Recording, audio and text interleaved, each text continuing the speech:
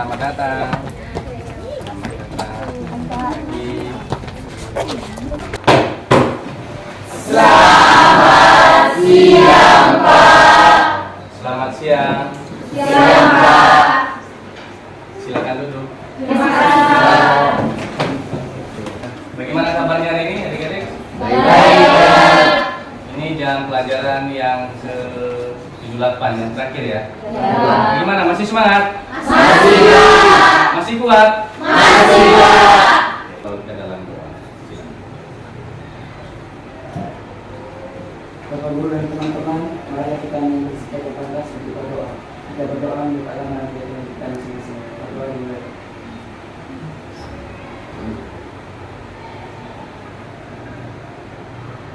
Berdoa selesai. Silakan duduk. Baik. Udah ya berdoanya ya? Tanya kepada ketua kelas atau sekretaris, hadir semua? Tidak. Itu orangnya sakit. Dua orang yang sakit. Siapa? Saya sama Roy sama Roy. Ya, hari ini ada dua orang yang alfa ya, tidak punya keterangan, keterangan sakit ya. Ya, dua orang yang lainnya hadir semua. Jadi saya pikir itu tidak mengurangi semangat kita untuk belajar pada siang hari ini ya. Ya, sebagaimana saya sampaikan dari awal tadi saat saya pertama kali datang masuk, jadi karena ini jam terakhir, mari kita memotivasi semangat kembali kita agar pelajaran ini bisa masuk sampai kepada kedalaman otak kita ya. Jadi untuk itu saya ingin memberikan satu speaking buat adik-adik. Kalau saya katakan nanti konsentrasi, jawabannya kalau saya katakan konsentrasi, nanti jawabannya konsentrasi dimulai 11 bio 11.45 siap ya, bisa. Konsentrasi dimulai 11.45 siap. Selamat pagi, selamat siang, selamat sore, selamat malam, selamat malam. Ya. Selamat siang, selamat sore, selamat malam. Nah, hari ini sudah siap untuk mendengarkan pelajaran ini, menerima pelajaran ini? Sudah siap? Siap. Buku, ballpoint. Oke, sudah siap ya? Yang kelompok belakang sudah siap? Siap. Minggu lalu kita bicara tentang sistem gerak, khususnya bagian rangka ya. Bagian rangka, saya mau tanya, kemarin itu bicara tentang rangka apa kira-kira yang masih tersimpan di dalam satu angka tangan? Ada dua jenis waktu, ada tulang aksial dan panjang tulang. Tulang aksial dan tulang longitudinal. Pada hari ini kita akan masih bicara tentang sistem gerak, khususnya fungsi dan struktur otot ya. Dimana di dalam sistem gerak itu, otot itu bagian daripada alat gerak aktif, sementara tulang ya, tulang atau rangka dan sendi adalah alat gerak pasif. Oke, jadi hari ini kita akan bicara banyak tentang fungsi dan struktur daripada otot. Sebelum kita masuk kepada materinya, saya ingin merangsang stimulus adik-adik terhadap gambar yang akan saya tampilkan.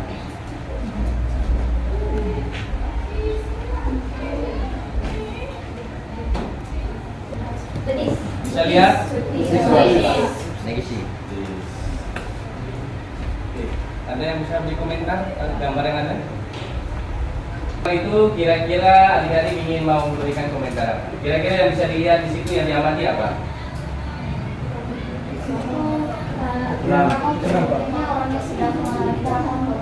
Keram otot. Naik otot ya, atau kejang ya. Bisa lihat itu kejang ya. Lalu kemudian saya ingin bertanya, apa yang menyebabkan sebenarnya ketika terjadi hal seperti ini? Ada ya, silakan. Biasanya kejadian seperti ini itu disebabkan yang pertama itu karena orang tersebut sedang mengalami dehidrasi, terus yang kedua karena dia kekurangan mineral seperti magnesium dan kalium. Itu juga bisa disebabkan oleh aktivitas yang berlebihan sehingga otot itu bisa mengalami kram seperti yang ada di gambar, Pak. Ya. Baik, ada yang ingin tambahkan? Ya, itu kondisi di mana ya benar yang disampaikan oleh temannya. Jadi kontraksi otot yang berlebihan menyebabkan terjadinya apa? Terjadinya kejang ya pada bagian dari otot itu ya. Jadi coba kamu lihat para pemain bola, kekurangan pemanasan ya, kurang pemanasan, lalu kemudian dengan segala kekuatan mereka berlari pada saat bermain ya, akhirnya apa? Menyebabkan terjadinya kontraksi ini ya. Sebelumnya belum lentur, tiba-tiba diperhadapkan dengan apa? Dengan suatu aktivitas yang tensi tinggi ya, menyebabkan apa? Kram, karena apa? Dipaksakan untuk bekerja seperti itu. Inti ya, seperti biasa saya ingin membawa adik untuk lebih dahulu untuk mengerti tentang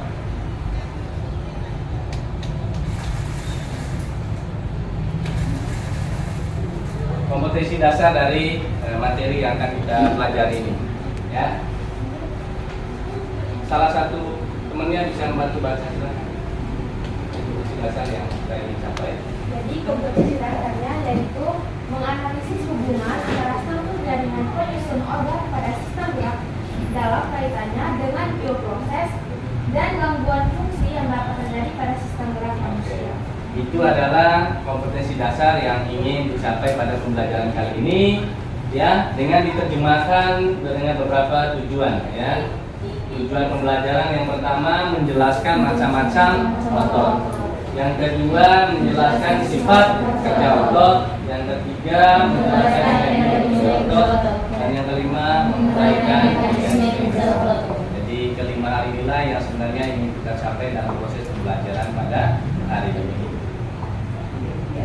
Paham ya? Ya, Pak. Baik, mari kita masuk ke materi video sebelumnya. Ini adalah peta konsep ya, peta konsep dari pembelajaran kita itu. Jadi kalau kemarin bicara tentang rangka dengan segala urutan peristiwanya atau bagian-bagian yang dibicarakan, lalu kemudian kita lihat bagian otot. Otot itu terdiri dari ya, ada otot polos, otot lurik dan otot jantung dengan segala hal yang disampaikan sebagaimana yang adalah tujuan tadi ya. Jadi adik-adik akan menganalisis gambar video yang berjalan ini, lalu kemudian nanti mengamati, lalu kemudian mendengarkan, lalu menganalisis ya.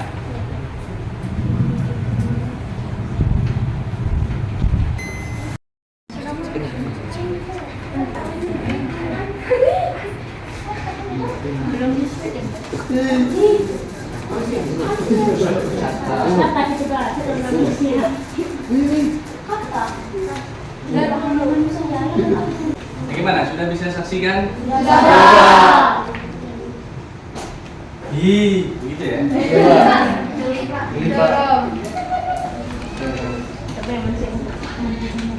Apa yang bisa dikomentar tentang yang berita ini?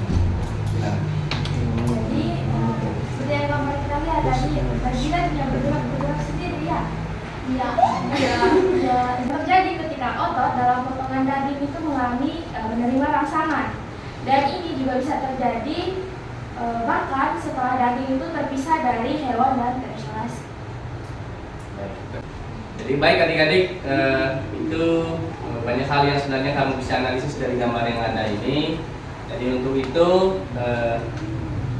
saya akan membagikan LKPD buat adik-adik untuk dikerjakan untuk menganalisis kasus yang pembelajaran kita pada hari ini, yaitu tentang sistem bergerak khususnya fungsi dan struktur otot ya.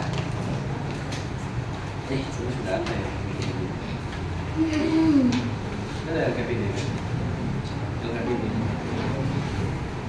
desain untuk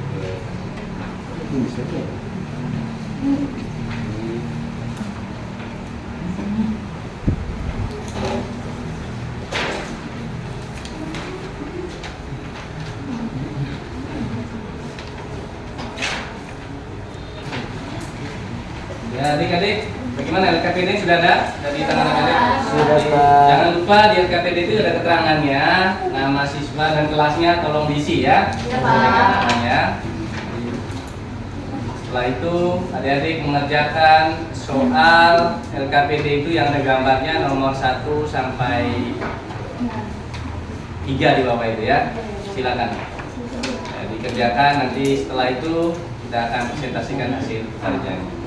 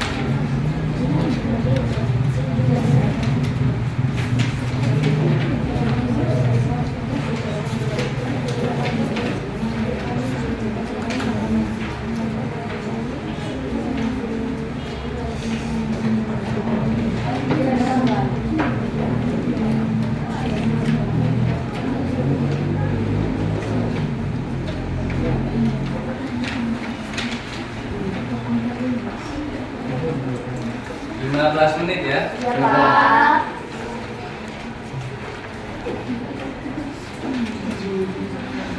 Ada yang mau ditanyakan?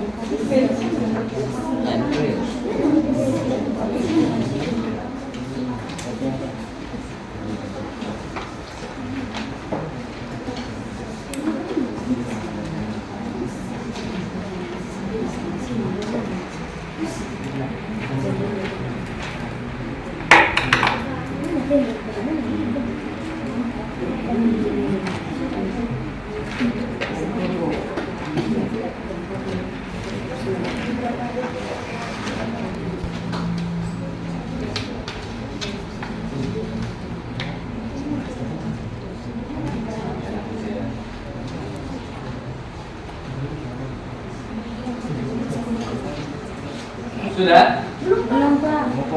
Lagi 3 menit ya.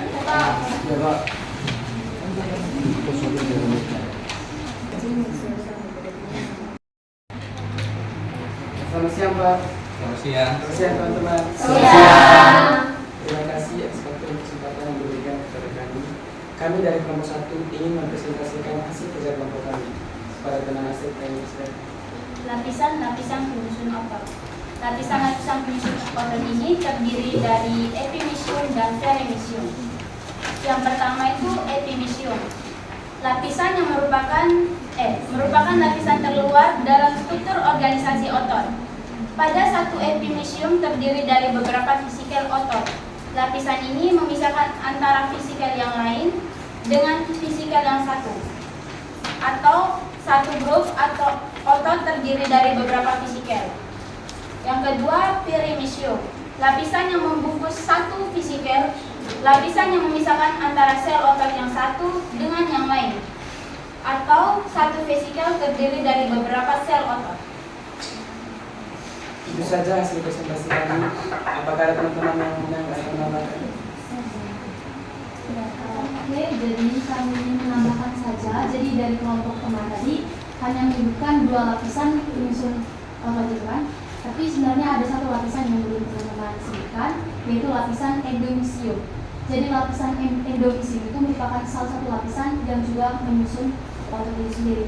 Dan lapisan ini tuh berfungsi untuk memisahkan antara myofibril. Jadi kita tahu otot itu tersusun atas myofibril. Dan myofibril itu mengandung protein aktif dan myosin sehingga dia dapat bergerak. Jadi sekian tambahan dari kami. Baik, tepuk tangan untuk temannya. 3, silakan.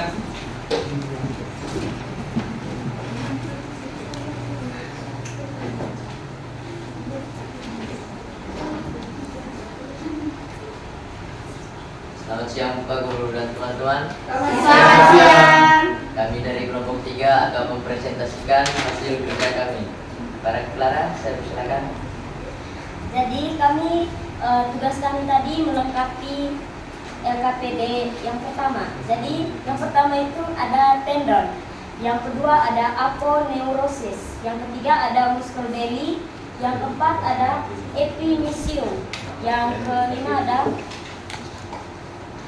fascicle, yang keenam ada fibre, yang ketujuh ada sarcolemma, yang kedelapan ada myofibril, yang ke-9 ada endomysium, yang ke-10 ada perimysium.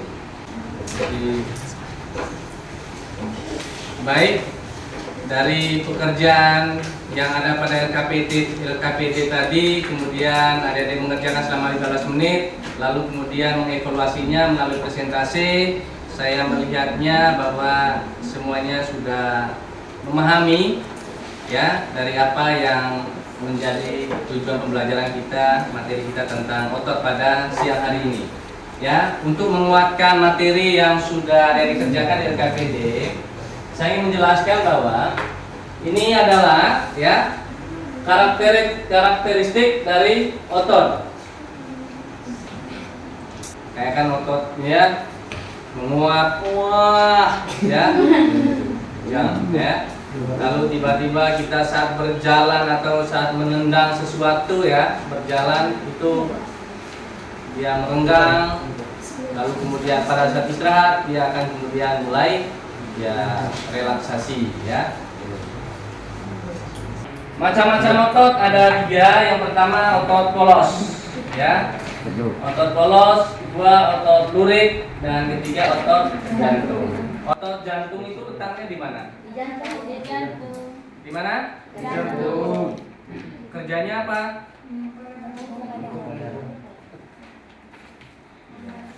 Tentu otot jantung itu bekerja ya sebagai, karena tempatnya ada di jantung, pekerjaannya adalah bagaimana menstabilisasikan peredaran darah yang ada di jantung. Kita tahu bahwa jantung itu proses pekerjaannya sangat rumit ya. Letak otot polos itu letaknya di mana? Di lambung, batang urin, pembuluh darah, dan nadi. Kemudian sedangkan otot lurik letaknya di mana? Rangka. Jadi kamu bisa lihat spesifik dari gambaran otot lurik itu ya. Kita buat begini ini. Biasa pada binaraga ini ya muncul kali di bagian-bagian badan di belakang itu ya. Itu adalah bagian pada otot. Nah, cara kerja otot polos ini katanya kan tidak di luar kesadaran ya. Ya seperti itu karena letaknya bagaimana tadi di lambung, di perut, di kantong urin maupun pembuluh darah ya. Kamu tidur saja di dalam masih kerja ya, di luar kesadaran. Tiba-tiba besok lapar ya. Atau tiba-tiba besok langsung ke kamar paginya. Untuk apa? Ya, itu kerja dari otot polos. Jadi di luar kesadaran dari ya kita manusia ini ada normal. Sementara otot lurik itu dalam keadaan sadar ya, kita mengangkat barang ya, kita memikul sesuatu dalam keadaan sadar ya, itu kerjanya. Sementara otot jantung kerjanya apa? Kerjanya tak sadar, sama dengan ya otot polos tak sadar. Jantung itu ya kita boleh ngobrol, kita diam pun, kita tidur pun dia tetap memompa darah ya, dia akan terus bekerja. Rata-rata persentase massa otot pada pria menurut usia dan persentase massa ototnya ya. Kamu bisa lihat pada usia 18 sampai 35 tahun ya, persentasenya massanya adalah 40 sampai 44. Sementara 36 sampai 55 jadi presentasi massa ototnya 36 sampai 40. Di usia 56 sampai 75 tahun itu sudah mulai menurun lagi menjadi 32 sampai 35. Di usia 76 sampai 85 ya kurang dari 31. Ini berarti bahwa semakin tua umurnya berarti kinerja otot itu masanya sudah mulai mengendur atau berkurang ya. Jadi tidak seperti saat ganti muda lagi. Makanya jarang sekali orang kakek-kakek itu dipilih menjadi tim nasional sepak bola. Iya. Karena apa? Ya, tidak mungkin. Karena apa? Masa ototnya sudah mulai berkurang sehingga dia tidak mampu untuk bergerak dengan cepat untuk mengambil bola atau menendang bola. Ya, bagaimana responmu terhadap pembelajaran? Senang, Pak.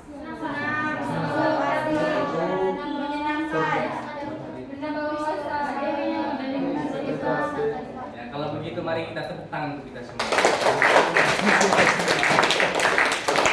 Dari materi yang telah disampaikan, siapa kira-kira yang mampu memberikan kesimpulan dari yang Saya, Pak. silakan.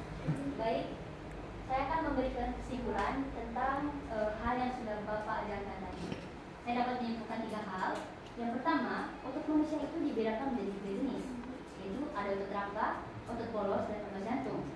Yang kedua, berdasarkan sifat kerjanya, otot ini dibedakan menjadi 2, yaitu anagonis dan sinergis. Kalau secara anagonis, dia hubungan kerjanya itu berlawanan.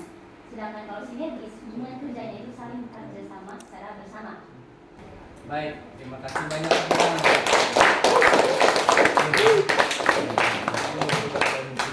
Oke, baik. Sudah sampai pada kesimpulan, itu berarti bahwa dari 90% yang hadir ini, saya pikir materi ini sudah bisa dipahami dengan baik ya. Jadi untuk itu saya akan mengecek, mengevaluasi sejauh mana adik-adik bisa sebenarnya menyelesaikan materi ini dengan baik dengan mengerjakan soal-soal evaluasi yang akan saya berikan ini.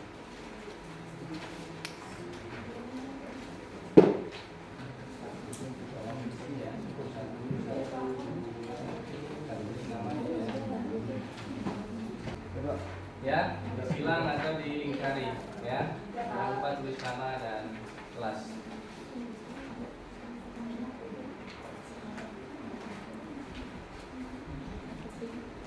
Coba tanya Nana.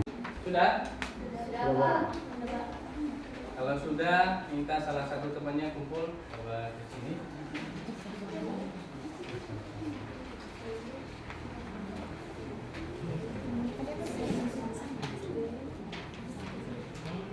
Jangan lupa tulis nama dan kelasnya ya.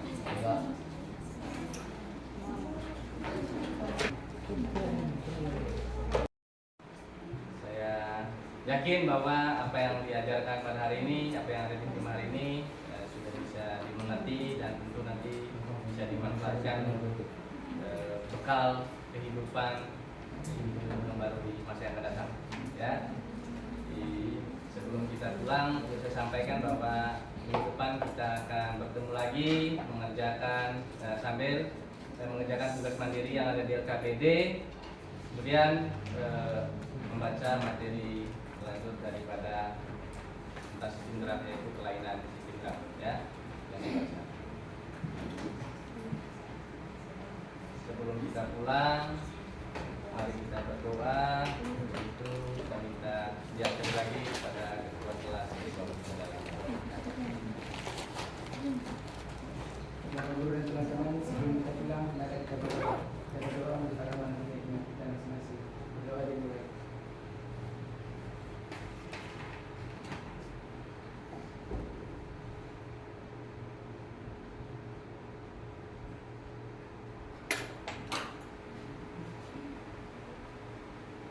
Berdoa selesai.